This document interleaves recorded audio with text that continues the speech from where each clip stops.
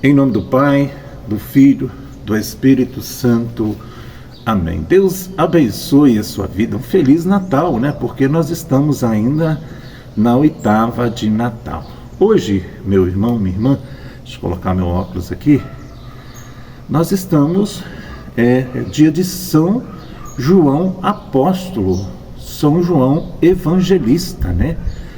E o Evangelho está em João, capítulo 20, de 2 a 8. No primeiro dia da semana, Maria Madalena saiu correndo e foi encontrar Simão Pedro e o outro discípulo, aquele que Jesus amava. Ele disse: tiraram o Senhor do túmulo e não sabemos onde colocaram. Saíram então Pedro e o outro discípulo e foram ao túmulo. Os dois corriam juntos, mas o outro discípulo correu mais depressa que Pedro e chegou primeiro ao túmulo. Olhando para dentro, viu as faixas de linho no chão, mas não entrou. Chegou então o discípulo Simão Pedro, que vinha correndo atrás, entrou no túmulo. Viu a faixa de linho deitada no chão e o pano que tinha estado sobre a cabeça de Jesus, não posto com as faixas, mas enrolado num lugar à parte. Não entrou também o discípulo que tinha chegado primeiro ao túmulo, e viu e acreditou. Palavra da salvação. Meus irmãos, minhas irmãs, que coisa bonita, né? João é tido como, hoje, dia de São João Evangelista, é tido como o discípulo amado de Jesus. Era mais novo que Pedro, né? Poderíamos dizer que na corrida entre esse jovem João e um senhor chamado Pedro, quem ganhou, quem chegou primeiro foi João. Porém, João, diz o Evangelho, ele não entrou. Olha a humildade, olha a delicadeza, né? Vamos dar um exemplo aqui. Um exemplo, quando você vai entrar em uma porta, vem um senhor ou vem uma mulher, você dá preferência para ela entrar primeiro. Não é assim? Então, o que aconteceu com João é uma educação. Ele chegou primeiro, mas ele não entrou. Ele esperou o quê? Pedro. Olha só a hierarquia da igreja, né? Então, meus irmãos, os dois corriam juntos. São João, né? O apóstolo, o evangelista, olhando para dentro, viu as faixas de linho no chão, mas não entrou, como eu disse. Chegou também Simão Pedro, que vinha correndo atrás. Eu imagino que Pedro, né, de vez em quando você vê eu aqui gravando, né?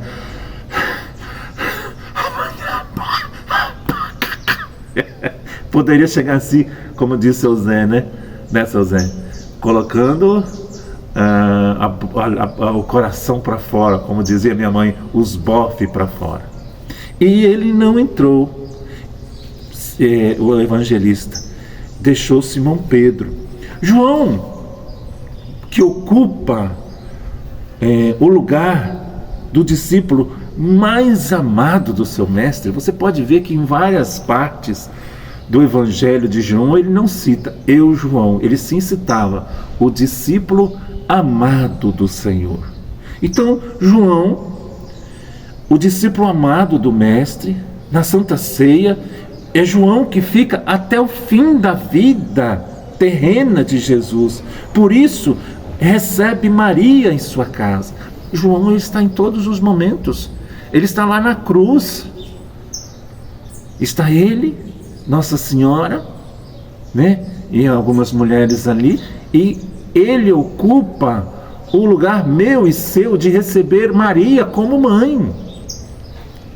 Então João, né, recebe Maria em sua casa, mas apesar de João ser o discípulo mais amado, ou o discípulo que mais amava Jesus, João sabe respeitar a autoridade da igreja. Ou seja, João, por ser mais jovem, ao chegar até a porta aonde Jesus estava sepultado, que já não estava mais ali, ele não entra. Espera Pedro, aquele que recebeu a chave da igreja das mãos do próprio Jesus. Poderíamos dizer que João é delicado. É o tipo de homem que, se tiver sentado, vem uma senhora, vem uma mulher, ele oferece o lugar. Vem o senhor mais idade, ele levanta e deixa aquela parte. Isso hoje está faltando. Boas maneiras a gente aprende em casa, aprende na escola, mas parece que boas maneiras não estão sendo referência para muitos jovens, muitas pessoas hoje. Mas o que ele fez? Ele respeita a hierarquia da igreja. Com esse relato, eu e você aprendemos o seguinte: que não importa o tamanho do seu conhecimento, não importa a função de liderança que você tem na igreja, né? Na sua comunidade, porque no fim das contas, você nunca será e nunca terá mais autoridade do que a Santa Igreja. Eu, leigo, quem está acima de mim? Né? Eu tenho que respeitar, chamar. Quando eu vejo alguém chamar um padre, vamos botar o padre aqui da nossa comunidade, é o padre Zulian. A pessoa fala assim: o Zulian, o Valdeci, o Paulo. Jesus amado, eu penso assim que é a mesma coisa de você chamar o pai. O nome do meu pai era Avimar, da minha mãe Ormandina, é chamar pelo nome. Não, é um sinal de respeito chamar o Lauro César. Quem é Lauro César? É o bispo Lauro César, é o padre Zulian, é o diácono Braz, é o diácono Luiz. Entendeu? Então, nunca, meus irmãos, nunca. Você pode ter a função, você pode ter o dom de cura, você pode, eu e você, leigo, podemos ter todos os dons de pregar, nunca terá mais autoridade do que a Santa Igreja.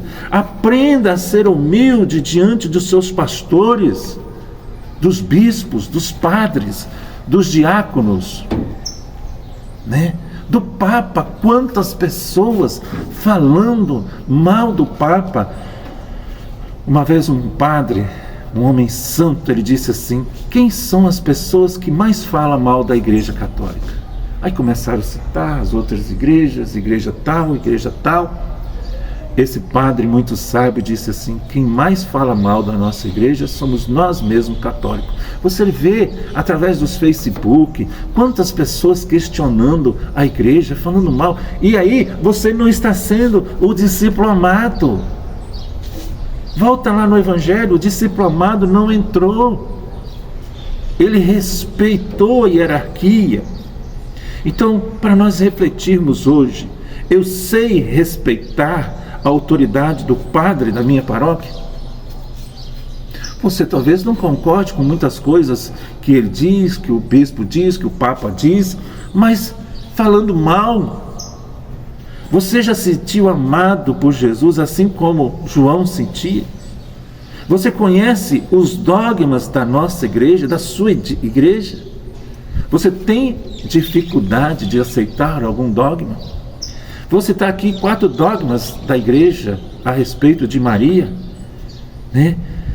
Que faz referência à Virgem Maria. Primeiro, a maternidade divina. Segunda, a virgindade perpétua. Ela foi virgem antes, durante e depois. Terceiro, Imaculada Conceição. Quarto, Assunção. Eu volto à pergunta: tenho dificuldade em aceitar algum desses dogmas que foi falado aqui? Vamos falar o que são dogmas, né? Já que nós estamos falando sobre esse assunto. São verdades de fé, O Catecismo, no parágrafo 89, diz assim: os dogmas são luzes no caminho da nossa fé, ilumina e torna-se seguro. Um dogma, olha só a seriedade do dogma. Um dogma é uma verdade absoluta, inquestionável, ninguém pode questionar, né?